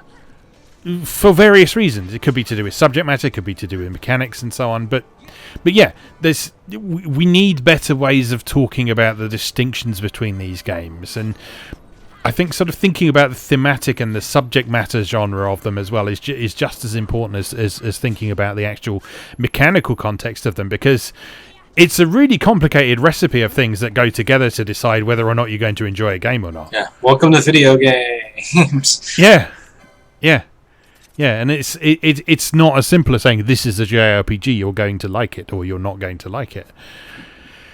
So yeah, it's a really interesting discussion to have, I think. So in your mind then, sort of as it exists at the moment then, so we've talked about sort of the menu-driven RPGs and so on. Are there any other sort of distinctions that sort of immediately spring to mind when we're talking about this genre or these genres, if you prefer? I mean, Tim probably, but I haven't sussed them out yet. Yeah. But, like, part of me wants to consider games like Tales of or Valkyrie Profile, wherein there's a significant action and combo-based element to the combat as something separate and distinct from traditional turn-based role-playing games. Like, I'd like to think of another way to kind of separate those and make it clear. Yeah, I think that makes sense, because again, there is an element there that some people will be able to engage with more readily than others. You know? And it's, in that case, it is a mechanical thing. It's the fact that some people don't like having that dedicated attack button. Some people don't like having to sort of manually unleash these combos and so on. Yeah. Even though sort of structurally it resembles stuff like the earlier Final Fantasies and so on. Yeah. And so yeah, I think that is a helpful distinction to make. But you're right. How do you describe that? How do you other than saying it's a Tales game? I mean, I go back to a story I go back to in this instance. For those who don't know, I spent quite a bit of my time in game retail when I was younger, and at a local shop. So like I kind of had. It was like a local privately owned shop, so I kind of had a bit of a reputation in the area as a guy who you could come to for recommendations. Not just a guy you could come to tell you what he liked, but like I would listen to you and you could tell me what you liked, and I would find the right game for you. That's something I'm good at, because I pay attention to things like mechanics, and I can see the connective threads between different games. one of the stories, one of my great disappointments in doing that was I had a guy who I had sold pretty heavily on Dragon Quest VIII on the PS2. Yeah. And he loved it, and he came back a couple months later and said, well, what else do you recommend? And I said, oh, you really like Dragon Quest II. Maybe, I hooked him up with Rogue Legacy. I'm sorry, Rogue Galaxy, not Rogue Legacy. Rogue Galaxy, oh, this is also level 5. This is also a huge RPG with loads to collect and see and do. And he returned it the next day because it was an action game. Oh. And he didn't like it. Yeah. Yeah. Oh, I'm getting flashbacks to Final Fantasy 15's release now when people were describing it as having Kingdom Hearts combat. No! No. Let's lay this out on the line. People really don't understand Final Fantasy 15's combat mechanics. Uh-huh. Final Fantasy 15 is a game about managing time and distance. Yeah. If you are pressing the attack button to execute combos in Final Fantasy 15, you're playing it wrong. You hold the attack button to telegraph to Noctis that he should be dedicating his time to attacking. You release that button to essentially end that turn when it is safe to do so. When it is no longer safe to do so. If you were envisioning Final Fantasy 15's combat as button mashing action, you're ignoring the fundamental systems that are underlying everything that works in it, which is managing time and proximity. Yes. Yeah. Yeah, absolutely. I remember having this discussion with you back when it released, and yeah, I've witnessed and sort of been on the periphery of a lot of arguments about this, but yeah, it seems so obvious. But no, it's one of those things where people sort of see the basic way that it looks and they make assumptions about the mechanics. And no, you're absolutely right, though. So there is a very strong distinction in Final Fantasy 15 between sort of switching between stances, I guess, isn't it? Yeah. So you've got the attack button, which you hold, and you've got the defend button, which you also hold. So it's not a game about button mashing. It is a game about switching between those two stances and also knowing when neither of them are applicable. Yeah. So like when you should be moving around. Yeah. It takes 13's philosophy of managing modes and simply applies that to a world where there's no longer instanced combat screens. Yes. And I mean, 13 is also the victim of this, isn't it? So like, Surely. How many people have described 13 as auto battle? I mean, the game itself doesn't help this by referring to it as auto battle, but but 13's combat is not about the micromanagement of menus like in previous Final Fantasy games. Right. 13 is all about looking at the macro. It's all about looking at the big picture. It's about looking at the composition of your party and how that... It's about thinking of your party as a single coherent unit rather than three individual characters. Correct. And it's about deciding what is the appropriate composition of that party for what is currently happening. So, yeah, you're right. In a lot of ways, it's very similar to what you're doing with Final Fantasy 15. So it's like deciding when it is safe to go on the all-out offensive and put everyone in like the Commando or the Ravager roles, and deciding when it's important to have some defenses in place, when it's important to have some debuffs in place, when it's important to have some healing ready. And yeah, that just gets boiled down to it's auto battle by people, and that drives me nuts. And that to me is what allows us to make a clear dividing line between Final Fantasy 15 and Kingdom Hearts. Yes. So Kingdom Hearts is pure action, even though there are menus present. It lacks an element of strategic decision making. Yes. Which is inherent to Final Fantasy 15 if you're playing it correctly. Yes. If you're playing it as the designers intended it to be played, Final Fantasy 15 is a game full of on-the-fly strategic decision making. Yes. Nothing wrong with the outdoors, but there's definitely So that's what allows me to keep those games together within that one genre. Mm-hmm. Yes. Well, yeah.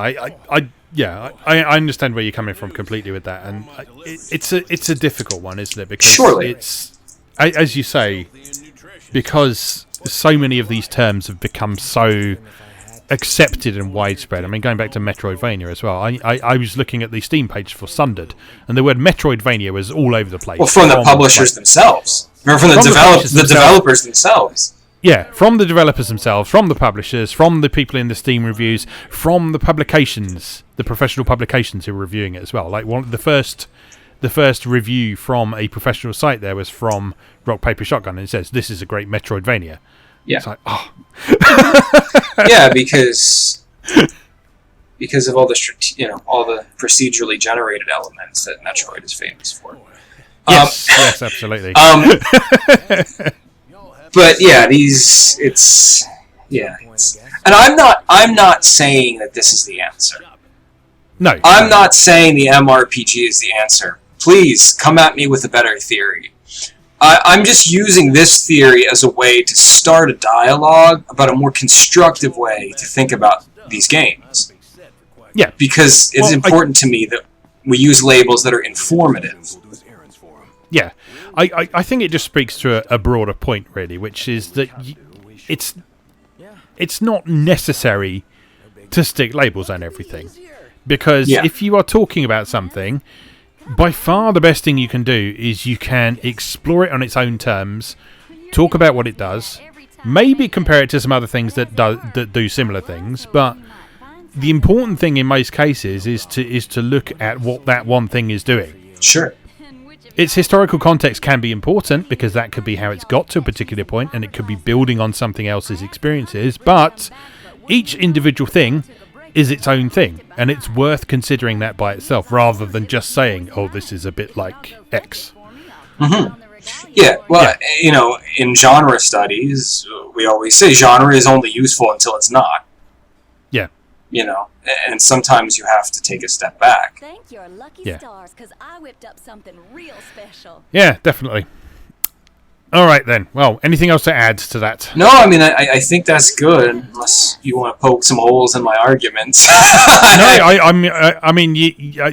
I agree with a lot of things you're saying, and I try and make a point in my writing and my videos to try and do what I've just described, to try and explain things on their own terms, and try specifically to avoid drawing too many comparisons to other things, because yes, they can be helpful if people are already familiar with those other things, like we talked about with Metroidvania, but if you are talking to someone who is completely unfamiliar with them, it doesn't help them at all. Yeah.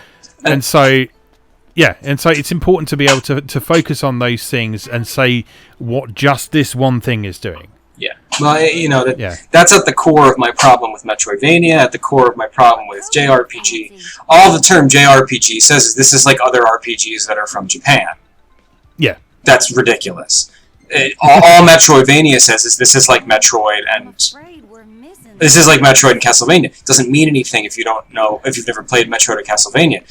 This is like all other RPGs from Japan. It doesn't say anything if you've never played an RPG from Japan. So this isn't even getting into the times when those terms are misapplied as well. For sure. So we need to find labels and shorthand that are immediately informative about what this game does, not what other games this is like, but what it does. What are its features? What are its defining features? So to me, combat that incorporates decisive strategic choices, often with the aid of menus, is what sets these games apart from an action game or a military-themed strategy game specifically. Yes, I'd say so. And I think that's probably a good place to hold that discussion there. As you said when we were sort of preparing this, there's not necessarily a definitive conclusion we can reach here, because it is a dialogue. It's something that people will develop over time. People will get better at discussing these things over time. And so, I mean, if you've got any thoughts on it, dear listener, then we'd love to hear them. So do please feel free to share your thoughts on those. Be gentle, because my ego is fragile. Come at him, bro. Right. Anyway, would you like to tell people where to find you online? Sure. As always, you can find my artwork at mrgilderpixels.com or on Twitter and Instagram at mrgilderpixels. I've also got a Facebook page, Mr. Gilder Pixels page is the name of that, so please enjoy following me. Got a bunch of cool new commissions in the works as we speak, so always got something new to show off. Excellent. Did I see you were doing a commission of Arthur from Ghosts and Goblins? Yes, I very specifically got a request to do Arthur in his undies. Doing like his like crazy leap with like his like arms flapping behind his head. It will be one of my bigger paintings ever because that's a very large sprite. Yeah, and quite a complex one as well, isn't it? There's quite a few colours in there. Yeah. It's going to be really cool. Yeah, well, good luck with that. It looks like a good challenge for you, so that's cool. Yeah, and as always, you can find me on MoeGamer.net, writing about all sorts of various things. As I say, at the time of recording, I've just kicked off a new cover game feature on the Senran Kagura series, more specifically the slightly later games in this series. So over the course of the next few articles, I'll be looking at Bon Appetit, Peach Splash, Burst Renewal, and Peach Ball. So look out for those things. On YouTube, I'm playing through the Final Fantasy games as my Final Fantasy marathon at the moment. We're currently partway through Final Fantasy 1. Just cleared the Cavern of Earth, if I remember correctly. Also playing Warriors Orochi on Wednesdays. Finally coming towards the end of that game. It's been 50 weeks now that we've been playing that, so thank you for sticking with that if you have done. If you haven't, then, well, whatever. I'm having a good time. And, of course, there's my Atari A to Z project on Tuesdays and Thursdays and Saturdays as well, where I'm exploring Atari 8-bit games, Atari ST games, and the games in the Atari Flashback Classics compilation, respectively. So, thanks for all your support of that. Thank you very much for watching and or listening, and we'll see you again next time.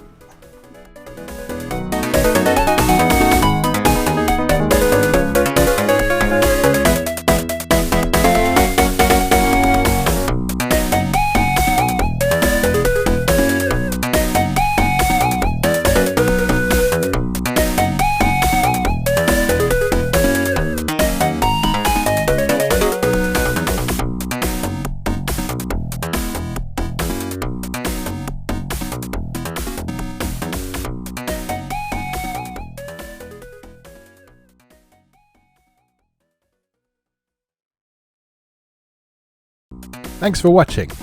If you enjoyed this video, please help out the channel by leaving a like or a comment and subscribing. Be sure to check out MoeGamer.net for new articles on Japanese and Japanese-inspired video games, new and old, every weekday. Every month, MoeGamer features an in-depth exploration of an individual game or series as its cover game, so be sure to check the archives to see if your favourite has had a deep dive yet. If you'd like to support the site directly, please consider becoming a patron or buy me a coffee. You can find links to do both down in the video description.